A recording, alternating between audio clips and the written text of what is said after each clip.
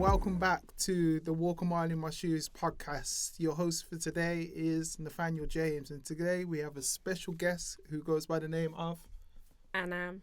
Anam. Thank you very much for coming on the show. Thank you for having me. Really appreciate that. So, for the viewers who don't know you, just a little brief description of yourself, of your background, maybe some hobbies and interests. I guess let's start from my name's Anam. Born and bred Brummie. Not that interesting. I like eating food. I take pictures for a living. And yeah, I like lifting weights. Okay. That's about it, yeah. Okay, so Me in a nutshell. you in a nutshell. Yeah. So you're into photography? Yeah, I do photography, video, creative direction, make some cool shit happen. So. Okay, so how long have you been doing that for? About, where are we now? I don't even know what year it is. 2021. I quit my job end of 2018. And that's when I really kind of like gave it my all. I realised that this is what I want to do. I want to build something for myself. And yeah, took the plunge, and here I am now. Not quite a millionaire, but not far off. Okay, so in terms of your job beforehand, what was you doing before? I've done loads of stuff. I didn't go to uni, so I came straight out of school, and I went to college for a bit. Didn't like it, so then I worked because I don't know. Like my attendance at school and college was always really bad. Like it was always below 40%. Why was that? I hated being told what to do. Okay. The whole like idea of being institutionalised, going to class on time, getting up, going to school, being told what to do is just not something that sits well with me. So it was really bad. I used to ring my dad like halfway through the day, and he would pick me up. Like He would come and he would pick me up from school.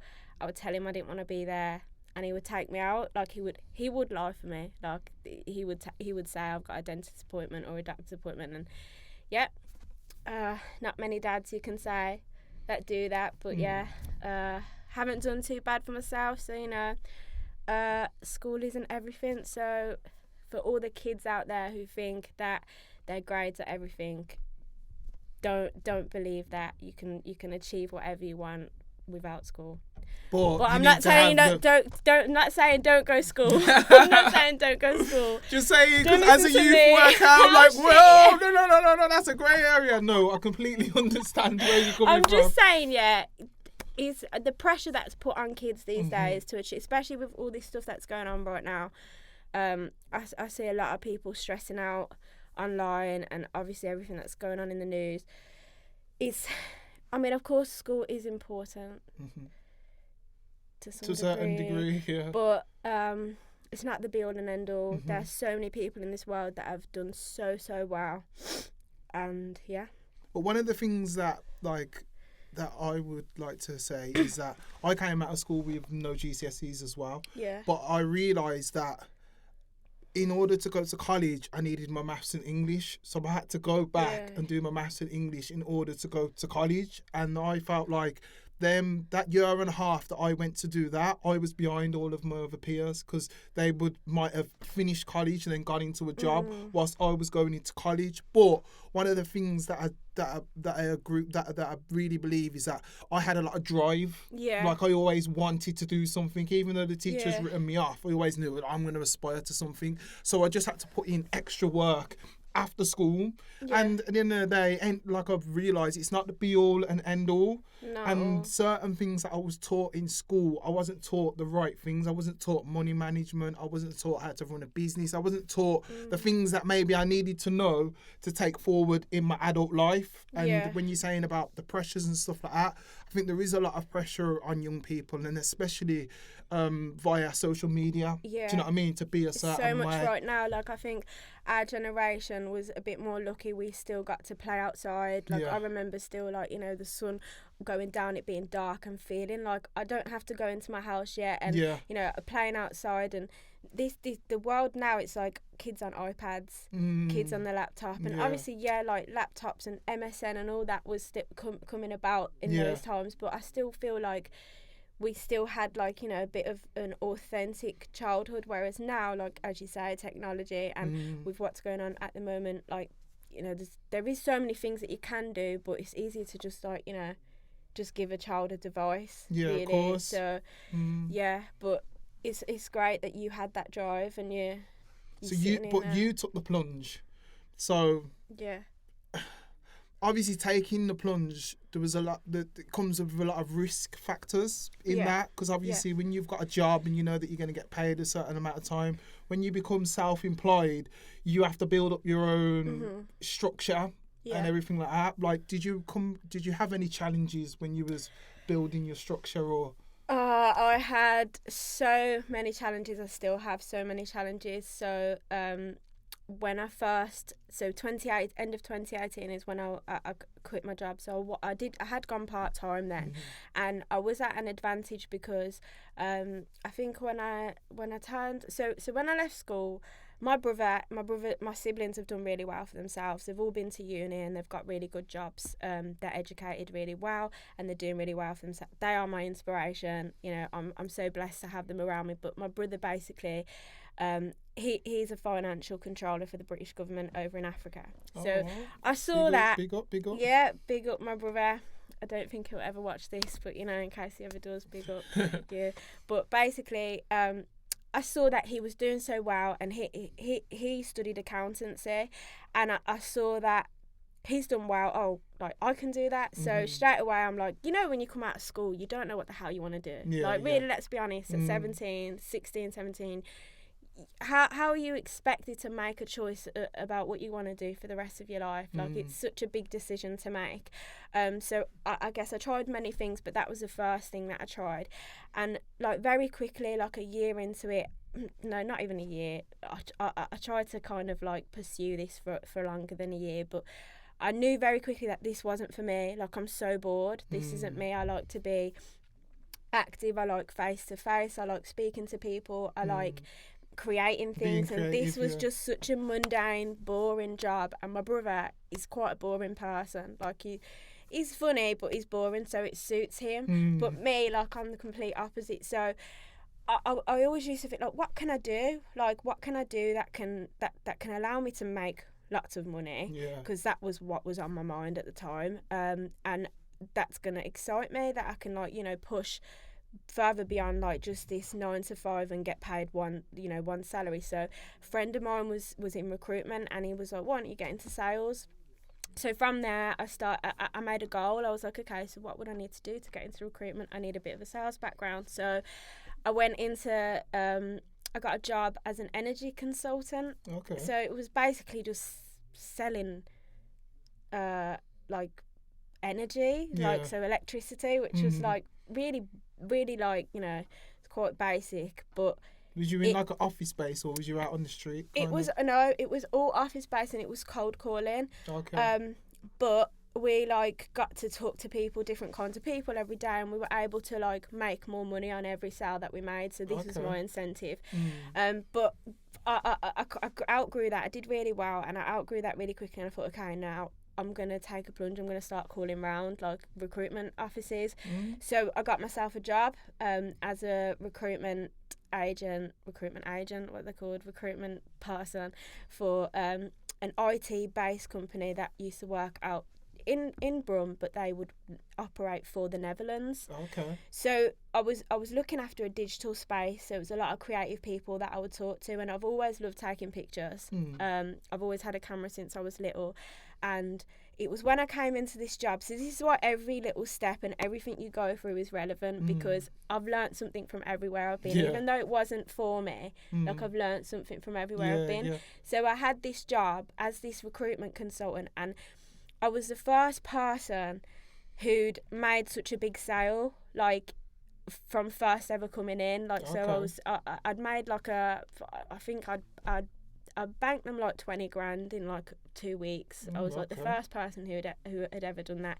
So I knew that I had something. I knew that I could be like, you know, I guess we could say be someone. I know I could do something, you know what I mean?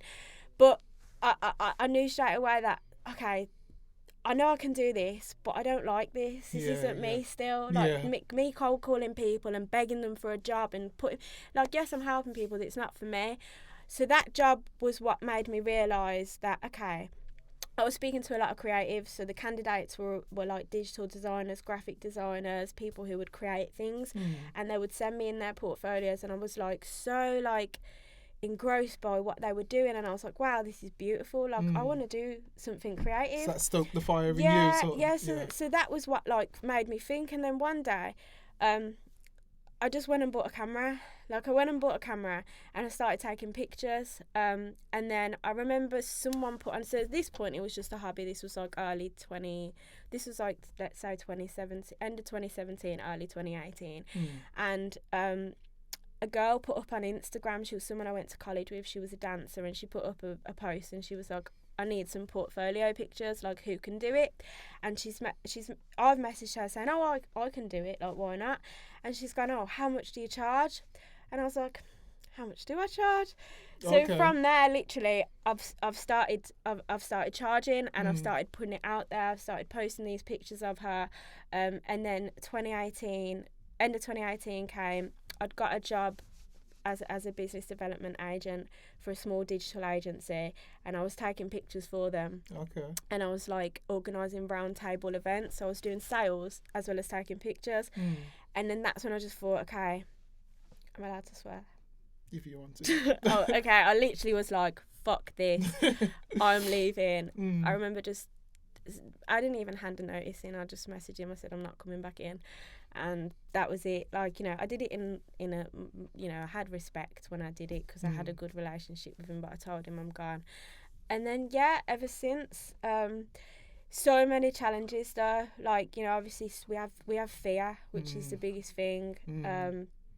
Anything we do is fear. The fear of the unknown, but I don't regret it at all. It was a risk, of course. You know, I had bills, I had rent to pay, I've got a car to pay, I've got bills, like, we all have bills to pay for, but I knew in my head, okay, I'm making this happen. I don't care what happens. And worst comes to worst, I go and get a job. I get a job anywhere, and I continue to work on my dreams. But I needed all that time to myself to put into doing this, and I was at a benefit because obviously I don't have kids, I'm not married, I don't have a mortgage, so I know, you know, some people aren't that, like, you know, some people aren't in that position, but I was blessed to be. So so that kind of explains your photography journey, I guess. And obviously now is business thriving, obviously, with the pandemic and everything that's happened. Honestly, like, the amount of like conversations I've had in the past week with people,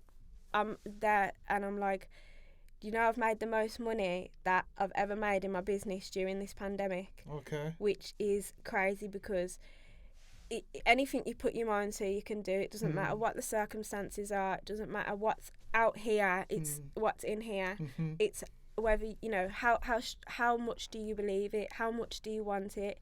So don't let anyone, you know, tell you that you can't do something ever, because, you know, I've proved it. We're in the middle of a pandemic, and I've still made it work. So I know if I can, anyone else can. Like they say, where there's a will, there's a way. And of course. Do you know what I mean? And it's nice to hear another person say that, you know what, even though we've been in a pandemic, I've still been able to make things happen and stuff like that. So I'm kind of in the same boat. I understand that, and it's inspiring for others because it will make them understand that, you know what, doesn't matter about my circumstance, if I have the focus, the drive, there's always a little loophole or a little life hack that you can use to make things happen.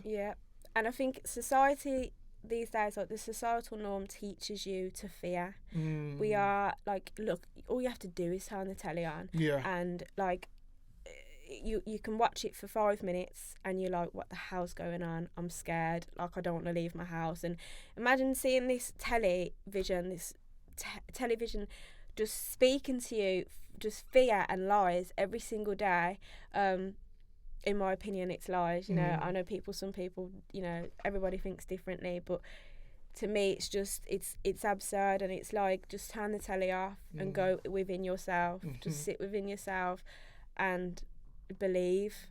So what brought you to this point? What brought you to this level of thinking that you have now? Was there a changing point, or was there? Yeah, many.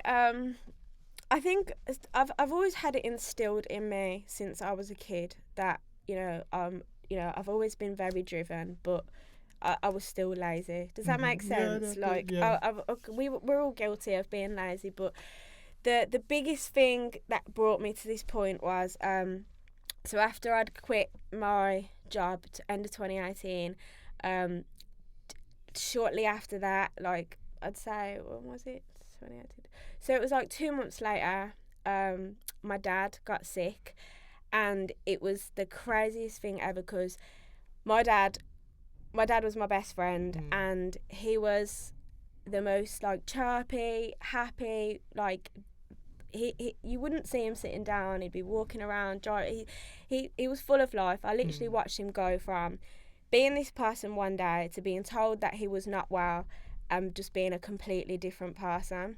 And during this time, so I'd just quit my job. He couldn't work because he was terminally ill. My mum had to have time off work. Like, she quit, like she wasn't working. She'd had to kind of like knock work on the head to look after him, and I was also looking after him. So as well as trying to build this business, I was looking after my dad, and I was trying to find this crazy balance. And I remember, like, I was the one that was told the news. So he'd got sick. We took him to the hospital, and the doctor literally told me this news in the corridor, like, not taking me into a room or nothing. Your dad's got a cancer. It's this big. Why didn't you come before? And I'd literally heard it, and my world just came crashing down on me. And it was the craziest thing ever, because, you know, when people say, like, your life can change in a day, that was like the epitome of that. So I remember thinking, like, going home that night, and I'll be honest, like, I was throwing up. I was throwing up because I was so sick from hearing this news that, like, I thought, what the hell? Like, this is life? Like, this is it now. I'm going to lose my dad. And then I don't know what happened. Like, one morning, like, it was like 2 days later, and I was driving home in the morning from the hospital, and I'd put on a Joe Rogan, Joe Rogan. I put on a JRE, and it was I don't know if you've heard of David Goggins. Vaguely. Goggins, he's an ex-Navy SEAL, and he's like the strongest man in the world. And he was talking about how no matter what circumstance you are in, like, you have the ability to overcome anything in your life, and you either sink or swim, literally. And I don't know, like, when you just have like a click moment in your head, really and resonated with you. Something just resonated with me, and I always, like, I speak about this a lot to my friends, and I like to train at the gym. Like, I'm not shredded. I don't do it for how I look, but the gym was something that, it's like my best friend. It's like where I go to escape. After he got diagnosed, I would go for runs every morning. It was freezing cold because it was January, and it was like 0 degrees. But I found, like, this comfort in discomfort, and it was like, because he was sick, I think sometimes, like, I had a bit of therapy shortly after he passed, because he passed away 8 months later. And I remember the therapist saying to me that, do you think you were trying to put yourself through this pain so because your dad was in so much pain, you wanted to share this pain with him? Relate with him. Yeah, and I would wake up, this was my life for the whole of 2019. I would wake up, I would go and see my dad, make his food, do whatever for him, and I would get straight to the gym at like 6:30, and I would train, and I would literally spend that time just working on myself and my mind. And those last few reps of, like, lifting them weights heavy was my discipline to show me that, okay, my brain is telling me I'm done, but no, I'm not. I am not. Like, my body can do this, like, because I don't know if you know, but we have a natural negativity bias. So our brains just, I guess it's probably like a fight or flight thing. Like, we straight away start panicking, and our walls go up, and we start thinking all the worst things. But once you push past that, once you go the other way, your brain's like, huh? Like, what's going Yeah, on? yeah. Like, you know, come back here, like, come and eat pizza and watch telly and cry. Like, no, like, I ain't doing that. Yeah. I'm going for a run. I'm getting up. I'm banging these weights, and I'm gonna put myself through this, because you feel so much better after. And this was my mindset every single day. And when you say challenges, like, if you can, like, there is nothing you cannot overcome. Like, I literally watched my dad die. Like, I watched him turn into this person I didn't know. And I was building my business here, and I was training here, and I was still trying to, like, you know, become enlightened. And it allowed me to find so much gratitude. Like, the things you cheer about, like, are not things that you used to cheer about. Like, say, you know, he'd have his results back and the cancer's not spread. Oh my God, this is the best thing I've ever heard. Like, this was the kinds of things that I would go home and be smiling about. You know, it's all about perspective. So yeah, there's many challenges, but those L's are lessons. I always say you don't lose, you either win or you learn. So I'm lost for words, because that's exactly the kind of things that I say. Yeah. All of my L's were lessons that I've been able to adopt into my life and learn from. Do you know what I mean? Yeah. And a lot of people, it's so easy to stay in that kind of space where you feel like you're the victim. Oh, why me? What's going to happen next? When you start saying what's going to happen next, something is going to happen next. Well, it's this idea that, like, I don't know if you believe in, like, well, manifesting, like, and your idle thoughts manifest. And lately, like, obviously we all know, like, you know, sometimes you'll think of a friend that you haven't spoke to in ages, and then they'll pop up on your phone and you're like, what the hell? That's not a coincidence. That's not luck. That is real. Like, you literally make shit happen in your life. So if you're sitting there thinking you're sick, or you're thinking you're crap, or these are limiting beliefs, and you're not gonna get to where you want to be with that mindset, with that mentality, because I know I haven't got to where I literally, it's like asking, you shall receive. You literally make your life. You are the God of your reality. You know, and but I think it's sad, because society has, like, brought us so far away from sitting with ourselves and believing that we are spiritual beings. You know, that is real. Like, it's a real thing. And we're all unique in our own way. We are all unique, but we're all connected as well. Yeah. Like, it's crazy. Yeah. Because, like they say, your vibe attracts your tribe. Do you know what I mean? And sometimes it attracts the wrong people, because sometimes that they're placing your life to learn from. Actually, no, I deserve more as a person. No, actually, my surroundings that I'm placing myself around is now becoming my surrounding, but that's not me. Do you know what I mean? And then when you start to realise who you are and take yourself away from them surroundings, that's when you can blossom all the goodness into your life. That's the best word. Blossoming is just, and I say, like, there's no bad relationship. Like, you learn something about yourself, and, like what you've just said, you learn what you tolerate, what like how someone respects you, or what you want from the people around you. It's like you put a mouldy fruit with other, like, put a piece of fruit with other mouldy fruit. It's gonna go mouldy, isn't it? So it's the same concept that applies with the people that are around you. Like, be careful. And I think that's a massive thing when it comes to forgiveness as well, because when you're forgiving somebody, you have to forgive yourself as well. You have to forgive yourself for allowing what that person put you through, especially if you know, it's like if you know that somebody's doing you a wrong, but you just think, but they'll change, but they'll love me really, but really they're not changing. You're waiting for their change, but they're not ready to change. You've got to work on your self-concept. Like, don't worry about other people, worry about yourself, how you see yourself. If you say everybody respects me, then you'll attract the people that respect you. So you're absolutely right. So moving forward then onto your spiritual journey then, and your beliefs, do you know what I mean? Obviously I can tell that you're very in tuned. Thank do you know what I mean? And I'm glad that shows. I've worked on it that's more to me. That's more important than your shall. Do you know what I mean? 'Cause this shall suit that and that. Oh yeah. Has it been half? Go! Go! He's spitting bars. I think the cam's gone off. Is that just... That's gone fast. Okay, so your spiritual journey. Yeah. Where, like, obviously I can tell that you're very in tune. And like we were saying about you shall. It's just you shall in it, but your inside is what we're meant to be working on the most. But people seem to focus more on their shell and lose what's going on in the inside. 3D materialistic world, and you forget. Yeah, I mean, I do a lot of different things to kind of like explore my consciousness, I guess that's how you could put it. Yeah.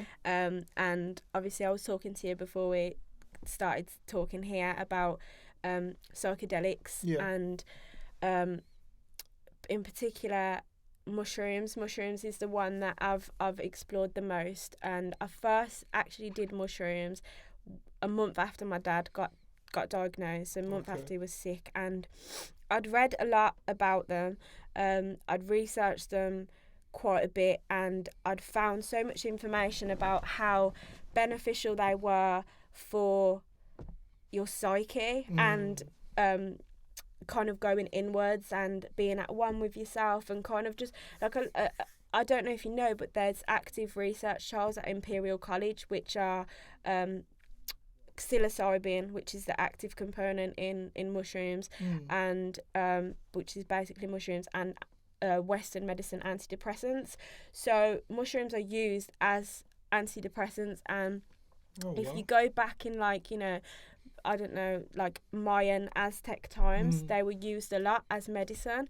And the thing is, there's so much stigma attached around mushrooms. Like we were saying earlier, like you think of mushrooms and what do you think straight away? You think a hippie, and you think of, like, you know, these kaleidoscopes and, like, you know, trees moving and talking or whatever, everything coming to life. But actually, like that I mean, that can be what it can be if you want it to be, but it's not. And I remember, so it's so beautiful. Like every experience is different, but it's not something that you do like every weekend, by the way. It's something that you do, like, you know, probably every few months, or when you feel you need it. But it's not something that's there to abuse. It's not something like, you know, like people drink every day or people smoke weed every day. It's not that kind of substance. And so many things like play a part, but the biggest thing was the fact that it brings you right to the very moment. Like, we're living in our heads in the future all the time and fearing things. So what was most significant to me was I was in Amsterdam at the time, so Dad had been diagnosed, he was sick, and my mind was constantly on him. Like, it was, how do I get him better, what do I do, constantly just, you know, always doing a lot of research him. And stuff like that. Yeah, all the time. Yeah, like I was trying to save him every day, but he just wasn't having it. And to be honest, like, obviously you can lead a horse to water, but you can't make him drink. So, but yeah, you know, he had a great life, so it's not like he's missing out, especially not this year. Like, yeah, you know, for real. Yeah. So I remember the first time I didn't. So it was a month after he was sick. I'd gone to Amsterdam, and I knew I wanted to do them because I'd been researching them. And I went into the shop. I spoke to the guy, and I said, "Yeah, I want to do these mushrooms." So I took them back, and I did them. And literally within like half an hour, like, yes, I'm laughing loads because it just makes you laugh. But I'd gone out into the city, and everything was just beautiful. Like, it was raining, it was cold, and it was raining, but didn't matter because, like, it was like the raindrops were just like, they were like sparkles. Yeah, like everything was like 3D. Yeah, it wasn't even like I was hallucinating or I was seeing things. It was just, I appreciated every little thing, and I felt like, wow, I am part of nature. I'm tuned with the earth. So, yeah, and I remember it was the first day that I hadn't thought about him. It was the very first day that I hadn't sat there and panicked about him. I forgot that he was even sick. And I just thought, wow, this is beautiful. And then I did them again at the end of that year after he passed. So psychedelics were a big part of my healing, and are still. Obviously, I'm going to be healing on this healing journey and grief journey forever now. But it was one of the biggest things that helped me after he passed away. So it just brings you within yourself, and it just makes you appreciate how beautiful life is. Like, the fact that this moment right here is so precious and so important. And yeah, I could talk about psychedelics for ages, but one of the main things as well is the fact that it causes something called neurogenesis. So it literally creates new pathways in your brain. So you feel like, I'm not gonna lie, I have microdosed before jobs where I've been creatively directing a music video, or I've been on a full day of shoots where I know that I'm in charge. And I don't do this all the time, but there has been times where I've taken small doses, and it literally just like puts me out the box, and I'm able to think a little bit more sharp. Heighten your creativity. Not? Because it's like, I always see it as like, okay, it's like being in like Crash Bandicoot or Mario Kart, where you're like unlocking little things and you're picking up things to help you along the way, and you use them. Do you know what I mean? And it's not like something that you abuse, but use it as a tool sometimes to go within yourself. And yeah, highly recommend. But setting is very important. So where you're at in your mind and who you're doing them with. I did recently do a trip by myself, like quite a big trip, last month, and it was the first time I'd ever done mushrooms on my own. And I literally just set an intention that I wanted to be able to like live with no expectations and to not be disappointed by them. That was my only one and only intention. And I literally felt like I came out the other side and I was just like, it's like an epiphany. It's like you have a reset button. And also, like you said, like, you know, this shell that we have, like, I felt like, I remember looking down at my arm and thinking, like, what is this? Like, what am I in? It's like this shell that encapsulates me. It's like, I felt like I was able to differentiate my soul from my body. Wow. So you felt like you had full consciousness. I felt like I had like a full ego death. Like, they call it ego death. And it's like, it's beautiful. It's not always comfortable, because what it does is it purges all your insecurities. That's what I was going to say. So what's the cons of it? Cons, yeah. So I watched this guy called Quinton on YouTube, and he talks a lot about psychedelics. Like, his whole page is basically just about psychedelics. And he says, and anyone who knows like about the world of psychedelics will probably know about Terence McKenna. And he was like I think he was he a journalist or a scientist? I don't know, I should know this really, but basically he was very big on mushrooms and LSD and psychedelics.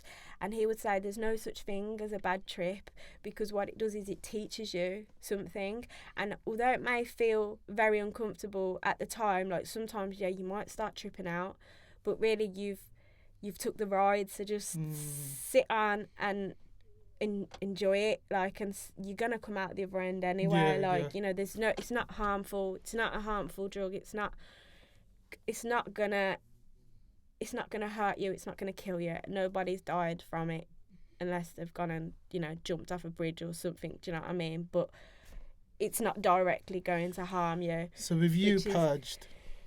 I have, yeah, like physically and emotionally and mentally. So what was the side effect? Was you like sicking up? Or yeah, was it... like, so it depends. Like, anyone that's done mushrooms would know that they are absolutely vile. They taste like vinegary, dried up walnuts. So imagine a dried up, shriveled walnut that's vinegary. Oh my god, yeah, it's disgusting, right? It's not light on the stomach. It's not easy on the stomach at all. But there are like certain little rituals that you do. You don't really eat before you do them, because your body just wants to be clean. You want, and if you do have toxins in your body, you will purge them. So I've had times where I have been sick. I remember at a time, it was like the third time doing them, and I just couldn't stop being sick at first. I was being sick, I was throwing up. But I remember like how I was feeling before, and emotionally I wasn't in the best space. And when you purge these things, like, after, you feel so good, but at the time it's light. not. Yeah, you feel light, and it is uncomfortable, like, I'm not gonna lie, but once you come out of it, it's like you're laughing while you're throwing up. Okay. It's really strange. So because it's like your soul knows that this is good, that it's Yeah. coming out. It's like, you whatever's been in there, you're coming out now. So get it's out kinda, of me, just leave, get out. But yeah, I mean that, and then emotionally, there was a time where I just remember like I couldn't stop crying because I had this one thought, this loop in my mind about the fact that like my dad is gone now, like I'm never gonna see him in this material world again, and I'm never gonna be able to be with my family as my family as a whole. There's already be something missing. Yeah, there's always something missing. So I remember this one thought just kept looping in my head, and it made me cry like ever so much. But I remember like it's like closing my eyes and then seeing him and seeing like him just saying like it's okay, like I'm still here, and just felt like, you know, a sense of like a bit more secure, comfort, but to know. I mean, it's not always going to be comfortable, but it's whether you're willing to sit with yourself and accept that, like, you know, if you're going on this trip, you should know that it ain't going to be all fun and games, basically. So from this journey, you've realised that self-reflection is very, very important. Of course, yeah. It's important just to track your journey of, oh, this is how far I've come, but to sit there with yourself and to kind of like go through all the things that you've been through, all the feelings that you felt, and then to be able to understand it, then that's when you can level up then. Do you know what I mean? Yeah. And obviously with death, I always say when you're grieving, there's no time on grieving. Do you know what I mean? And everybody's different. And everyone's different. Everyone's different. And to be honest, like, I feel not comfortable, but I feel so, like, I guess okay. Not okay. I don't know what the word is, but I'm very accepting of the fact that he's not here anymore, and the fact that, look, as soon as he passed, like, I literally watched him die. And I don't know if anyone's ever watched someone die. It's the biggest head fuck ever, because you're like, where the hell did you go? Like, 1 minute you were there, the next you're not. Like, you're not there anymore. Where have you actually gone? And it's like you can't. I remember that I couldn't get my head around it. Like, what's happening? Like, what's going on? Like, yes, you hear about it all the time. Like, oh, he's died. What is actually going on? So after that, I got really obsessed with learning about death, and because I remember the day he passed, I was like, what the hell? I felt annoyed. Like, why don't I know about the death? Like, why am I not comfortable about it? It's the one and only thing in this life that's guaranteed. Like, from the moment you take your first breath, like David Goggins says, you are eligible to die. Yeah. So why are we not? Like, I think the Western world, it's very much sweep it under the carpet, fear death, like be scared, don't. But actually, I don't know if you've heard of like Stoic philosophy, but it's like back in like the Greek times, there was like this philosopher called Seneca, and there's a book called How to Die, and he wrote letters to his friend about, don't be scared of death. Actually, study death like it's your best friend, because life is a journey to death. And if you remind yourself about death every single day, the fact that you're going to die should help you live better. 100%. Yeah, so if you wake up in the morning, there's a country called Bhutan, not Wutan or whatever. Okay, It's Bhutan. Bhutan. Okay, Bhutan. And it's one of the like Asian countries, but basically they're voted the happiest country in the world. Their people are, because part of their law is to meditate about death every single day. So I guess the concept is sitting with yourself and knowing, okay, tomorrow could be my last day. What would I do today if I knew that tomorrow would be my last day? You could walk out. I could leave here now. Like, don't think that will happen. Hopefully not. But I could leave out here now, and this could be my last ever conversation that I had on this earth in this form. Like, you just, you know, it does help you make better decisions. When you think like and that. to appreciate the little small things that we take for granted, don't you? And this just a stupidness that we do every day as well. The arguments we have, the stuff that we hold on to, you know, the things that we hold on inside us. Like, we don't say things as our ego, where we don't say things that we feel because we're afraid of what other people might think or how they might perceive us, or we might sound needy or too overbearing. But who gives a fuck? Say what the fuck you want and get on with it. Like, obviously within reason. Don't say mean things to people, of course but not, you know, sometimes if they need to be said. But have you found that, I don't know, around friendship circles or stuff like that they kind of find your outlook a bit overbearing, or they find it hard to comprehend that you're at this level of consciousness that you're at now. Because I feel like I feel like why I am the person that I am now is due to grief and traumatic experiences that I've been through that had made me think then I don't want to put anybody. Changes you as a person, doesn't it? Like when you watch someone close to you pass, like you feel like you kind of being reborn again. Like you, everything you thought life was is not what it is now. It's like, what the hell? I'm opening my eyes again. This is rebirth. Literally. Like, what is? But is it, when you say that reborn? So kind of like one of the movements that I have, that's what it's called, reborn. It's like got a phoenix and stuff like that, and it is about like rising through the ashes and being. Because you when I was younger, I acted a certain way that wasn't me. It was out of my character. Do you know what I mean? And then I lost a family member to knife crime at quite a tender age of 15, which made me look at my surroundings and what I was doing at the time, and made me change my whole outlook. And I just thought, wow, I could put a family through this. And like you say, I was at the hospital when they was doing a test on him to see if he had brain damage, and it was like, look, we're gonna have to turn off the life support machine.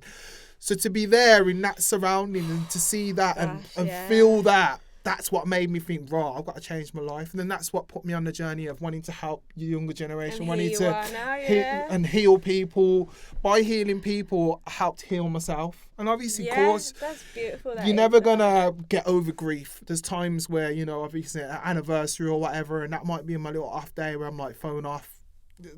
Self-love day, and probably listen to some music that we used to listen to. But I do believe that death, it is something that we need to understand.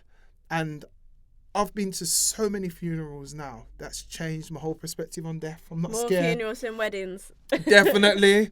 At quite a tender age as well. I feel like even when my cousin passed away, yes, I cried and stuff like that. But because I was so used to going to so many funerals, I felt a bit guilty. I felt a bit guilty. I'm like, whoa, how come when I'm sitting around and everybody's like with tears and stuff, I was kind of like with my nan and like looking after my nan. But it was kind of like, you were like a backbone. Yeah, I was like the backbone. But then after, I'd say about a year after, that's when I had my real breakdown. I think it was my 16th birthday, because it was a couple of weeks before his 16th birthday, and I felt a bit guilty because I was like, right, I'm 16. My cousin didn't get to reach 16. Why is he passed away? Why am I here? It was just so many things that was going through my head. But then I started to realise that now is about giving back, paying forth, try to prevent anybody going through this. Like, obviously it was a long time. It wasn't every week. Now it's every week that we're in. Knife crime is like a pandemic it's just now. Ridiculous, but it's like it is also media that pushes these things. It is like music is a massive influence, and it's like, what you're gonna do if you're listening to this stuff? Like, these young kids are on the roads or whatever. They need a better focus. They need someone to tell them better. So, like, you know, doing the kind of work that you're doing, and especially being a relatable person. Yeah. It can change your life, like literally change your life. So what music do you listen to? It sounds cliche, but I literally listen to all music. Like, I like all different kinds of music. I do like, you know, R&B. I do like house. I like rap. I like UK grime. I like everything. You know, I've got quite a varied. I like rock as well. I was quite a big rock head. Rock chick when you was younger? Yeah, I used to love. Do you know Paramore? Hayley Williams is. No. Paramore, like I might have heard some of their songs though. But... You know that Airplane song with B.O.B? Oh yeah. That was Paramore. The girl who sang that was Paramore. Amazing voice. Everything, but music is very important, isn't it? And it's influencing the kids, the generation, and people don't realise what impact it actually does have, because it can send you out of mindset completely. Like, imagine that it's like what we're talking about, manifesting. Yeah. So you're repetitively listening to, like, you know, there's this big uproar at the moment about drill. Yeah. And, you know, they shouldn't really be putting it, like, I don't agree with it personally. I don't either. Because it is influencing kids. It is, and it's a whole nother story. It's a whole nother conversation. But yeah, what they're exposed to now, it's like, it's so easy. I always say there's no filter. Like, when we was younger, certain things we couldn't, like, So if we wanted to watch music, it'd be on cable. She'd be on Box or Kiss or stuff like that. You could just go on your phone. Oh yeah. It's like if my mum didn't want me, turn that off, turn it off. I couldn't go upstairs and then put it on my iPad or put it on my phone and then listen to it in my earphones. Like it off means off. And that's one of the things that I think is scary now, is that the filter has gone now. There is no and filter. The young people are desensitized when it comes to violence. Violence is an everyday thing. They're playing computer games that's full of violence. They go on these meme pages and they're seeing people getting stabbed, people getting shot. It's all in their face. So to them, when I hear of somebody get stabbed, I'm like, oh my God, do you know what I mean? But to young people, like, so that's another person. That's another person. Someone got stabbed last week. Why is that person so important? And that person then? I'm like, whoa, it's not about that. It's about, but that's how it is. It's kind of, they have this shell around them, or this kind of like, we don't care. Yeah. We're desensitized towards it. Well, you're right. That's exactly what it is. And if you're seeing it every day, you're hearing it every day, then you're not going to think, oh, God, it's wow. Like, I remember when I was a kid and hearing something like this would literally shake me inside. I'd be like, oh, my God, I feel sick because I could have been that kid on the bus. Or I could have been that. Do you know what I mean? And I know a few people who have, like, you know, my close friends, like, who are friends with, like, did you know Deps? Passed away. Like, you know, I grew up with them, like, and like, you know, it happened a couple of times in that friendship group, and it was like the shit that it was over. Yeah. And it's like, oh my God, just literally put the knife down, like, use your fist if you really want to get into it. Punch someone up, but I'm not saying it's okay to punch someone up. But come on, have a fair fight, throw a couple punches, don't pick up the bloody knife, because imagine, like, you're having a bad day and you've just got this knife in your pocket and it takes 1 second, literally 1 second, that's all it takes. To trigger you. It's not just one life, it's so many people, a whole family, friends. Like, it's crazy. And especially with boys as well. Yeah. Because there's a lot of pressure on young boys, isn't there? Like, there is on girls as well, but there's pressure on young boys on the streets, around their friends, and peer pressure and etc. And, you know, they egg each other on. Boys egg each other on, don't they? Especially young boys. And with the social media, there's a lot of goading. Do you know what I mean? So it's the whole Snapchat. Oh, I'm in this location, etc. People meet up, and then a lot of the time, that's when the beef happens and stuff. It's mad that you touched upon that. So you was from that generation that you knew all depths and all that kind of stuff. Them times, I don't know what it was, but we had a massive spike. If I'm right in saying it was like 2004, was it? I'm sure it was 2004, 2005, or 2006. No. It was about... Or 2003. No, it wasn't that long ago, because if that was the case, we would have been really, really young. Yeah. It was like, how long's it been now? 2013. Oh, sorry. Yeah, that's what you meant. That's what I meant. Sorry. Walking around in primary school. Yeah, sorry. Yeah, so 2013, 14, wasn't it? Yeah, it was. We had a spike, a massive spike. It's mad that I was saying that date that I had in my head was when my cousin passed away. Sorry. Yeah, that's why I'm thinking. Yeah, so basically, around that time, we had a massive spike of a lot of people and stuff like that. But what I found that was so devastating about that situation was that he was at a memorial for Shams, who had been killed a year prior. It's crazy, isn't it? And it's just, I just still can't get my head over that. How can you go to a memorial for somebody and carry a knife, or go to use a knife on somebody who, I remember he put on Twitter 3 days before, just putting it out there now, nobody come to Shams's thing on no hype and that, have respect. Do you know what I mean? I remember he put that up, like, nobody's doing anything at such and such and such. Have respect and remember why we're doing it for. It was to raise money for his gravestone, wasn't it? Yeah, I think something like that.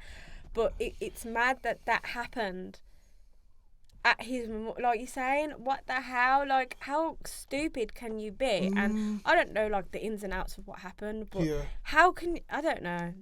People are crazy. This is what I mean. Desensitized. That kid obviously left his house with a knife and thought, I don't care what I do with this today.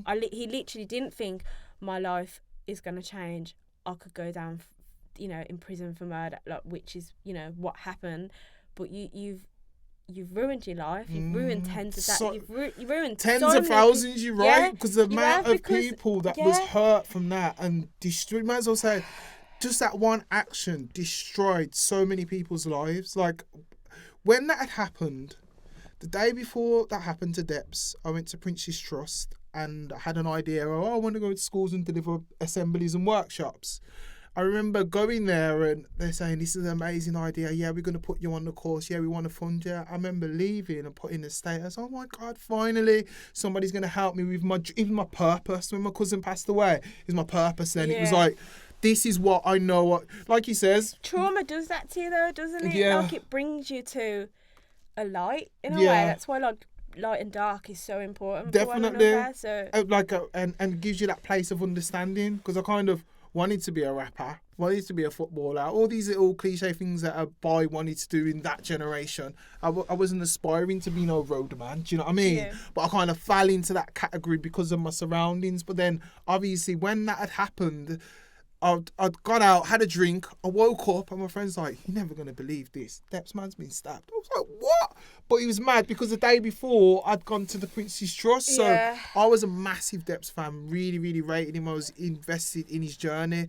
And then from doing that... And the fact that he's from Brum as well, like, I love Brum. Like, a lot of people have bad stuff to say about Brum, but I love it. I love being from here. There's so much talent here. Yes. And it's just full of sick people, especially being in the creative industry. I get to work with people all the time that have got mad sick ideas, and the fact that he did so well, at such a young tender age as well, and the fact that he's from my block, like he's from like down the road from me, King's Heath, like this is where we grew up, and this geezer's doing sick. Like, you got, like, what is it, Skepta Stormzy people tweeting about him, which is big. It's big things. I always believe that, like, obviously when we're talking on that spiritual level, sometimes our soul knows when we're on borrowed time, if that makes sense.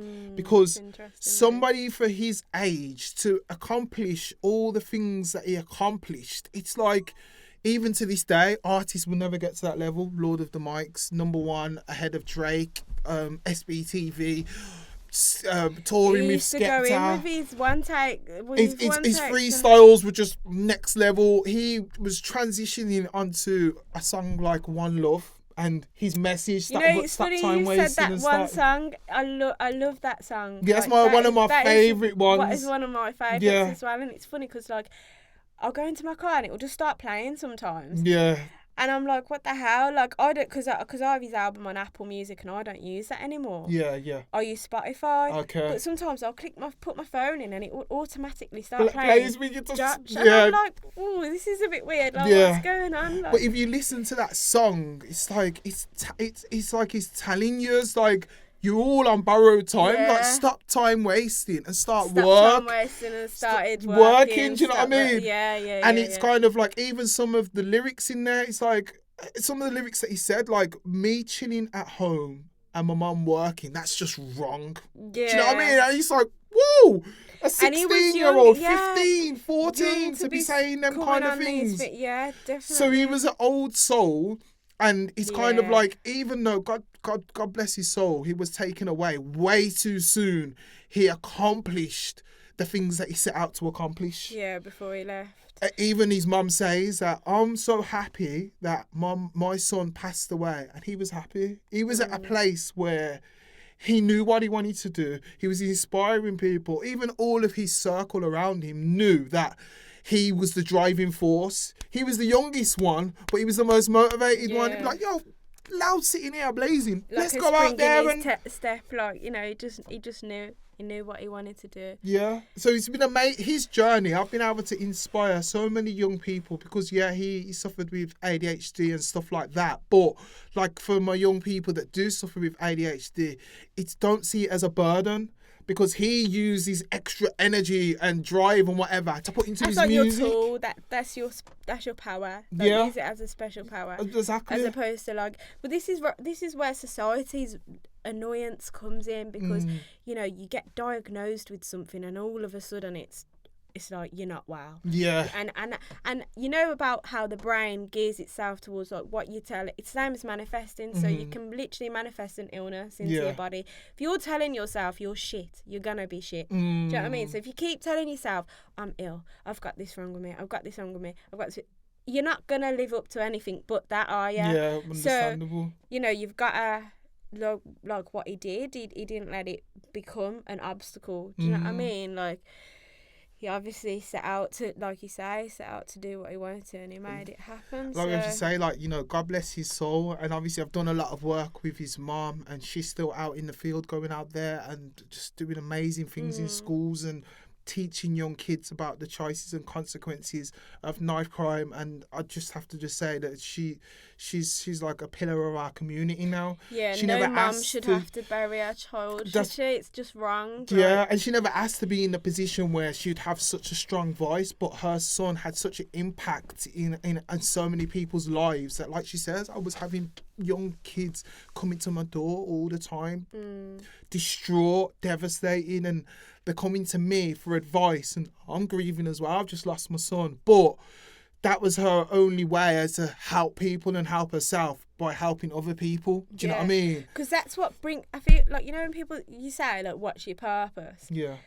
I think ultimately we don't, like, we can buy things that make us happy, we can do stuff that make us happy, but what really brings you pleasure is how happy do you feel when you know you've helped someone, and when someone's come up to you and be like, oh, you helped me, I did this, do you know what I mean? And I'm like, oh, that makes me feel so good, because I'd rather sit here and help someone than go and buy something expensive, and that happiness lasts for like 10 minutes. Because tomorrow, like, I'm not going to care about that once you've got that thing. But you know you've helped someone in their journey, that's going to help them level up, and that's going to help them, like, you know, make better choices in their life. There's nothing that compares to that, really, is there? There's no better especially with feeling. Like what you're doing with youth work. Like, kids are like sponges, not kids, but young people are so vulnerable, and they absorb everything that's around them. So if you can help someone on their journey, put them on a better path than, you know, what they're already on, then... In my job role, like, everything that you just said there was a perfect analogy.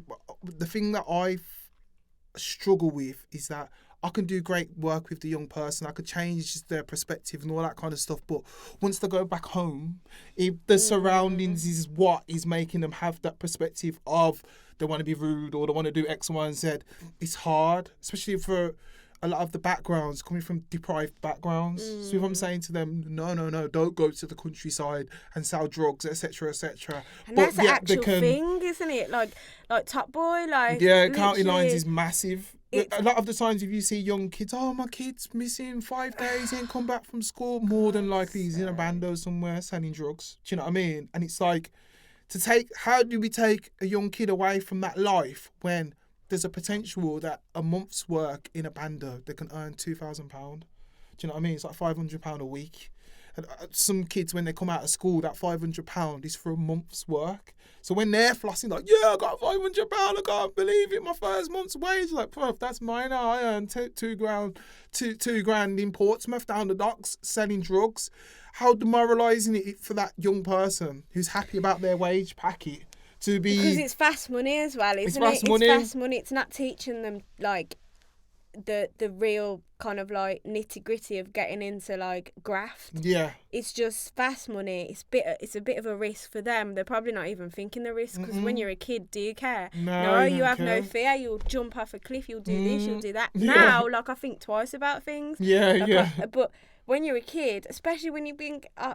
like, kids want trainers. Kids want trainers. Yeah, kids want headphones. Kids want beats. Kids want this, that, the other. You see kids all the time. Like, I'm there, like, in my frigging 2-year-old trainers, and you see kids there with, like you're saying, LV, and I'm like, it's crazy, because it's not teaching them, and then that's not teaching them any transferable skills. Exactly. Other than maybe a bit of sales. You know. Well, this is another thing that I say to her. It's like, whoa, you like have been in this game for quite a long time. I'm sure you're good at numbers.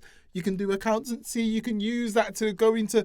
You could build a clothing brand and start doing your numbers. Like, you don't understand the skills that you learn from the hustle and bustle from the streets. You can bring that into the work world. It's but funny, it's just actually, that. like, you see their personalities as well, because they actually do want to do something, and they've got this drive, especially when, like you're saying, these kids that are money motivated. Yeah. They are driven. Yeah. Like, whether it is by drugs or whatever, they are driven. Because I did a bit of youth work in...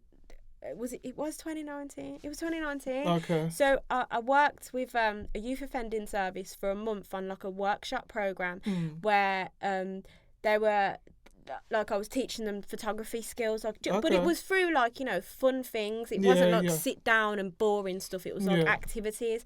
And I remember, like, during the workshop, one of the girls was taking sales on her phone. She's like, hang on, I'll be back at 5:30. I'll drop it to you. Da, da, da, da. And I'm thinking, then she's going back, and she was so good at this. But then when I come back the month after, like, they'd had their awards, and she was like, guess what? I've been accepted on a photography course. And I'm like, she's like, I'm going to be a photographer like you. And I was just like, that's good. How nice is that? You're transferring your, like, energy into something you actually, like, creatively like doing rather than... But it was just nice that... Because I don't think school is for everyone. It's not for It's everyone. not, is It's it? definitely not. Now, obviously, you make an impact on someone's life in such a small way. But it is a big way as well, of course, because and this is the thing, I've took young kids out of Birmingham, took them to London and stuff like that, and they've done little performances, and because obviously I do music mentoring as well. That's like probably one of my main passions aside from going into schools delivering workshops. It's a music mentoring, because I always use music as a therapeutic tool. I never used it because I want to be the biggest star. It is therapy. It's therapy. Like, sometimes when you're going through a situation and you've heard a song loads of times, and then you listen to it when you're going through that situation, you're like, oh my God, like, I'm not alone. Yeah, like, I can relate to these lyrics. I believe in that, because I loved 90s R&B, but I think I was listening to the beats more. Do you know what I mean? And then when I went through like a bad heartbreak, when I was listening back to them songs, I was like, oh, that sounds like my situation. Reload. I probably listened to it for about... the lot. All of them. I kept going back. Well, I'm gonna run out of tissues here. I still go back to them now. It's good. It's a good feel music. Even when I go back to certain songs now, it'll take me back to that time. I'll be like, wow, like, how much have I grown since? I remember I was listening to this thinking, what I'm gonna do in my life. Oh my God. And now I'm listening to it, and I'm just like, whoa, I've changed. Like, you don't attach the same meaning to it anymore. Do you remove yourself out of that? And that's why we need 90s music, that feel-good music back again, that music that people can relate to, especially after this pandemic where everybody's mental health has been so triggered. If we brought back that feel-good music, that music with a passion, it's got soul to it, that can help people. Because like he says, when you're going through whatever you're going through, that song, you got it on repeat because the lyrics are just resonating with you and you don't feel alone. And you feel connected. And this is what I mean, like, we are all connected because that music can make you, like you say, feel something, and it can be, like, it is therapy. Yeah. And that's why music is really important, because, like, if you're listening to music that's promoting bad stuff, like, what do you see in the mainstream media? Like, what, Cardi B? Who else is it? I don't even know. I don't listen to that crap. This Young Thug guy. I don't know. He dresses up in ladies' even Drake. I think Drake's stupid as well. Like, a lot of the stuff, it just doesn't. All you see is like, all you hear is like tits, ass, drugs, money. Where's the actual, like, meaning to? And Drake pisses me off. So Drake does my head in, because he started off with music that we could relate to, songs that I'd be like, he's always confused. 1 minute he's crying, the next minute he's not crying, and then the next minute he's coming to UK acting like he's a drill artist, and that's when he lost me. When he done that, I was like, nah, Drake, that's not you. Even do you know with what I mean? all his, like, he's coming with Arabic lines that don't even make sense, or he's coming with Spanish, and he's like, Drake, what are you doing? He is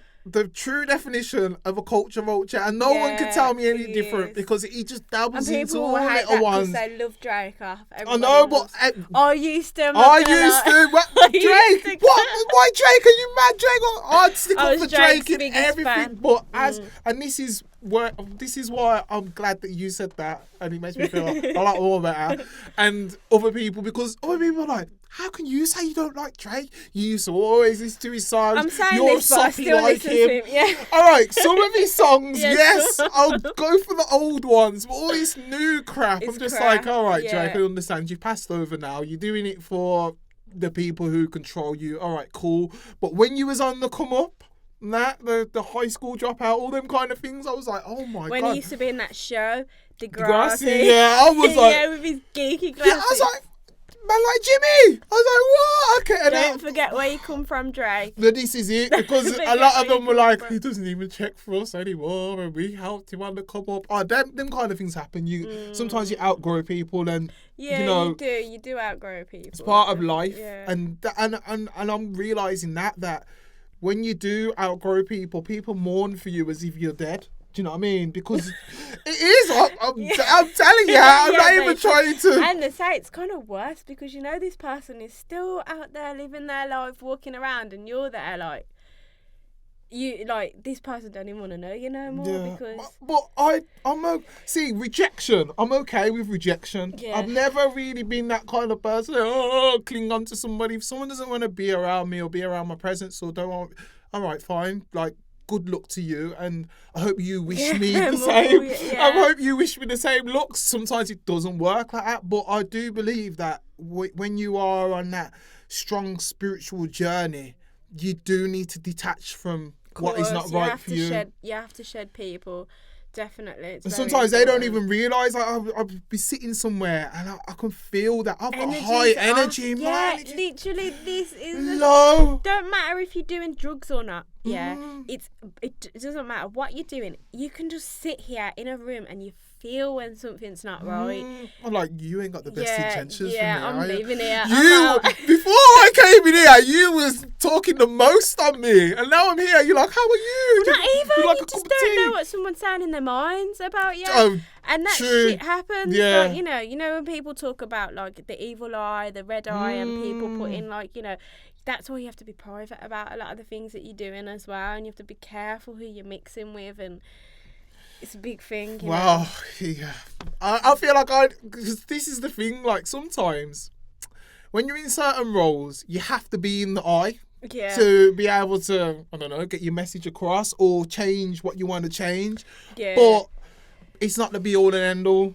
Do you know what I mean? Like, people think because I'm a very talkative person and whatever, that, like, I'm an outgoing, extrovert everywhere. No, I'm very introverted. I'm now, even more than ever, I'm very precious about where my energy's going. Yeah, because it's, like you say, it's precious. It's precious. Like, it's precious. Like, your energy is the highest currency. Do you know what I mean? Because without it, and when you're low, what can you do? Do you know what I mean? And it affects how you treat people, doesn't it? Like, so where you're at affects how you are to another person, literally. And I feel like as people, we need to realise as well is that sometimes when somebody is like throwing stuff at you, it's what they're going through. Yeah, don't allow what they're going through to come onto you, because then they'll feel lighter and you'll feel like, whoa, I'm confused. Wow, how come you talk to me like that? Whoa, am I really as bad? Sometimes when someone is just rude to you and you're like, because we don't expect someone to act that way because we wouldn't do that to that person, so it can really affect it. I watched this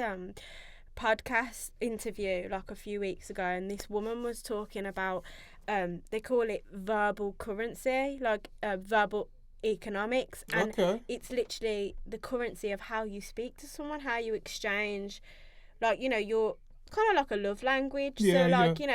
How you speak to someone is massive, like, because you can affect them in such a big way. So, like, verbal currency, it's a thing, like how you're reacting to someone, what you're saying to someone, every little thing, it's going to affect them in their day. Like, you could really fuck someone's day up with how you talk to them. Like, you might not be bothered after you've said it. That's why I say, thou shalt not be triggered Because you trigger me and I'll come for you. The words, you're going to be like, oh my God, like, why did they even... Because sometimes, that's the thing, like, sometimes you hold back from somebody, hold back from somebody, hold back from somebody, hold back for something. When you're ready for them, it's not just the one thing that they've done on that day. It's all these other things. This is why I believe that you should be open and honest and say how you're feeling. But sometimes, even if you do tell somebody how you're feeling, you might not get the outcome that you want. And you have to be prepared. That's fine. But you have to be prepared to accept that.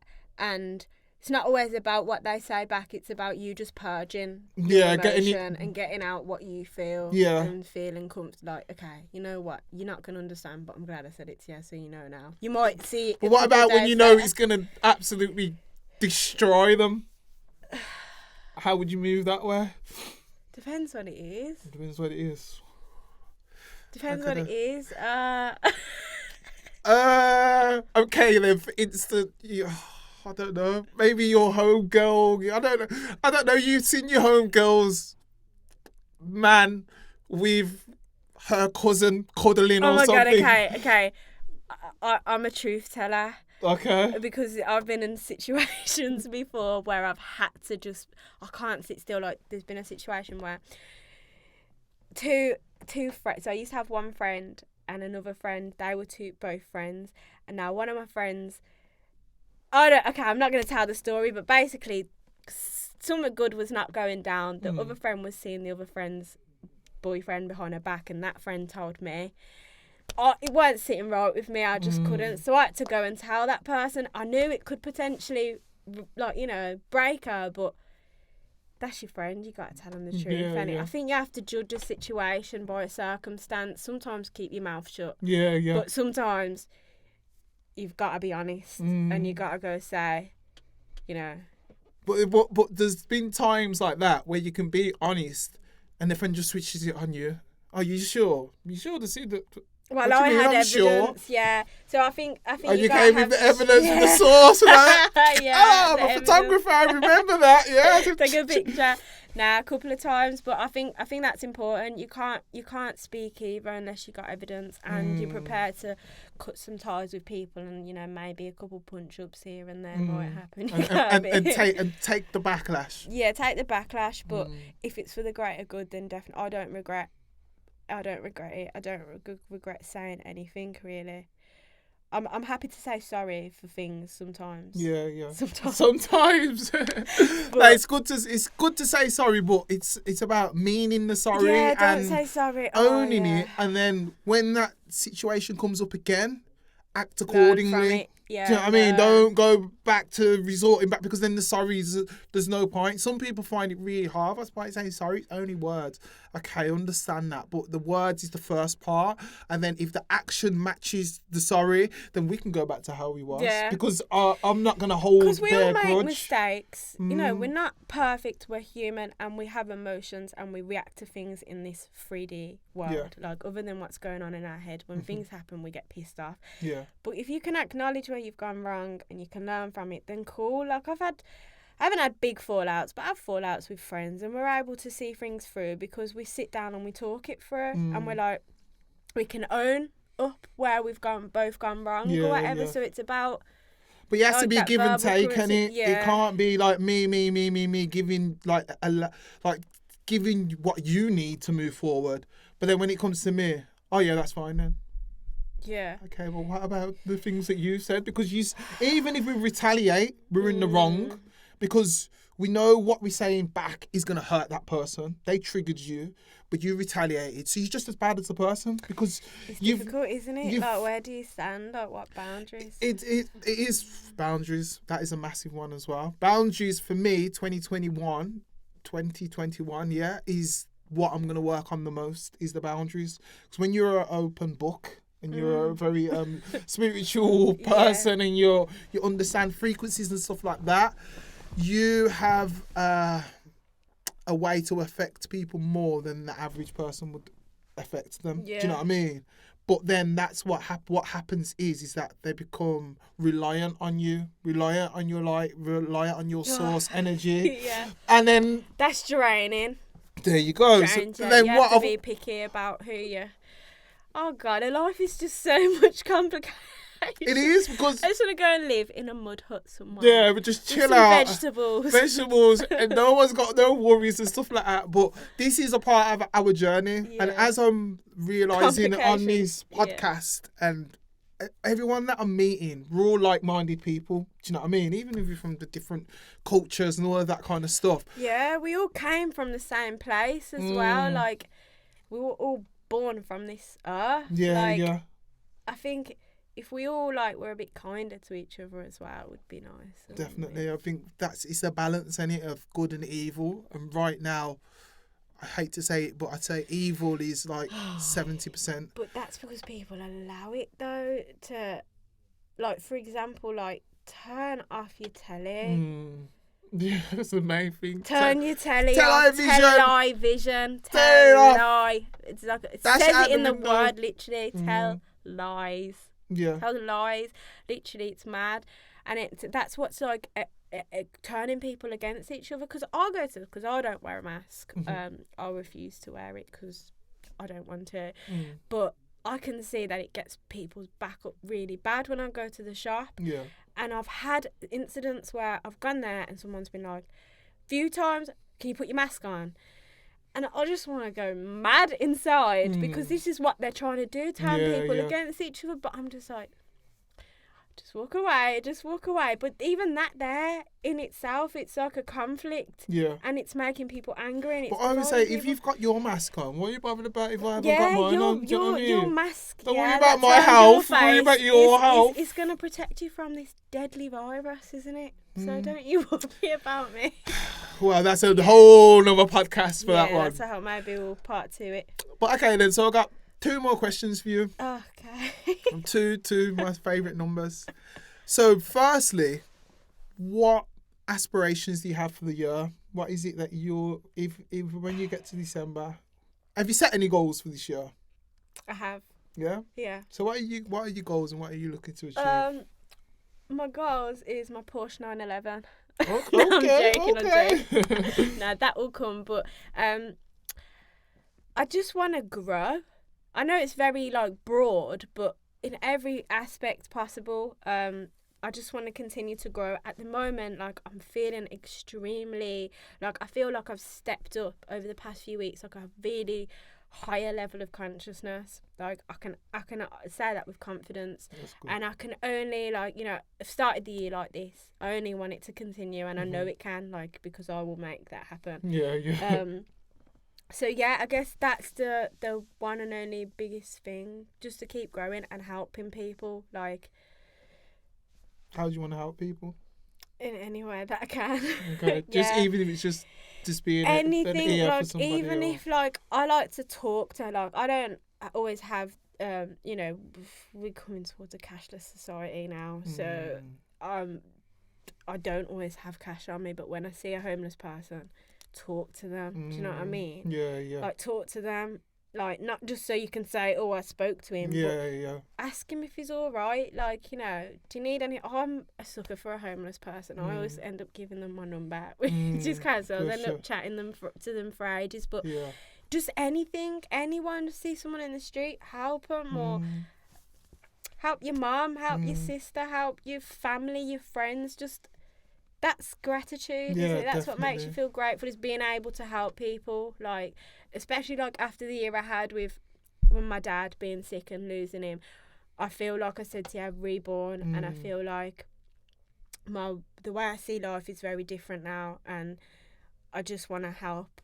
I just want to help people spread truth, spread a message, help people achieve their goals and dreams, and also I would like to start a podcast. Okay. Yeah, so this may be the start of Yes. this is maybe the start of my goal, but mainly I want to start talking, encouraging people to go out and do what you want to do. This life is too short. I always say your dreams are only a mindset away from reality. That's all it takes. Well, that's leading on to the next and the last question, but to say what you were saying about the podcast thing, just having this conversation and stuff, I'm like, oh, We found her. Yeah, man. Obviously, we're looking for, you know, another host that can just take this to another level and bring a whole different dimension to what we're doing. Dimension. A whole like different that. dimension to what we're doing. And I think that definitely you do the job perfect. And then leading on to, you just said it, but you might have more. Do you have any positive affirmations or positive quotes that you live by or you've made up yourself? If you have a few, just reel them off. The more the better. They're just general ones, like, okay, one that I've been saying to myself a lot the past few weeks. I don't even care if this sounds big-headed, but I will literally, I'm a queen. Okay. I'm a queen. I get everything that I want and I make shit happen. Okay. Literally. Boom. That okay. is it. Whether you're a queen or a king, just know yourself. Know that you are the master of your reality. Do not let anyone else tell you any different. You can do whatever you want in life. All you got to do is just believe. And that's all. I ain't made it, like, you know, in terms of I'm not a millionaire just yet. But I will be. Soon come. And you'll see me driving around in my little Porsche. But yeah, that's all really. Just keep your energy high, believe in yourself. I know it's a testing time at the moment. Talk to your friends. Suicide has gone up so much. That's the real pandemic, isn't 100%. It? 100%. Suicide. Talk to your friends. Be open. Have conversations. Show love. Affirm that everything is okay. Really and truly, right? I just want to say one thing. For people that are sitting and they're feared and they're scared, look around you. Is everything okay in this very moment? You've got a roof over your head. You've got food in your fridge. You've got your family sitting downstairs in their room, whatever. Everything is okay and everything is gonna be okay. I think that's a powerful message. So please just keep the faith. Keep the faith. Believe that we are all in this together. We're all gonna be fine. And you can do big things. You can make bear pee in lockdown, because I do it. Bear peas in lockdown. You well, not bear, but you know. She'd already locked down. But just touching upon that, like, that is a perfect way to end it. But then I just wanted to say that this is why we're creating a platform like this. Like a walk on my own your shoes. Obviously, there's other parts of the team that are going to do documentaries and all of that kind of side. But obviously, we're going to do the podcast.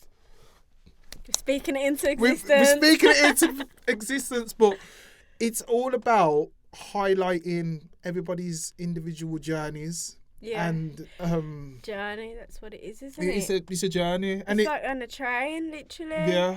But anyway, it has been great interviewing you. Is this your first time doing a podcast? Yeah. Wow, first time doing a podcast. I was very, very scared. How did you feel it went? Great. You're a great host. Oh, thank you very much. I'm getting used to this. I'm getting used to this. Thank you. I really appreciate that. And a lot of people that are coming on, they're all like first timers. Yeah. So I'd like to think that, you know, when you have made it and you're a millionaire, you remember that I was the first. Oh, you still be here doing the hosting. Don't worry. Oh, thank you. I could be the co-host. Yeah. So that's it, my people. Myself, Nathaniel James, and Anam. Soon to be co-host. Yep. And we're out. Thank you very much. Peace out.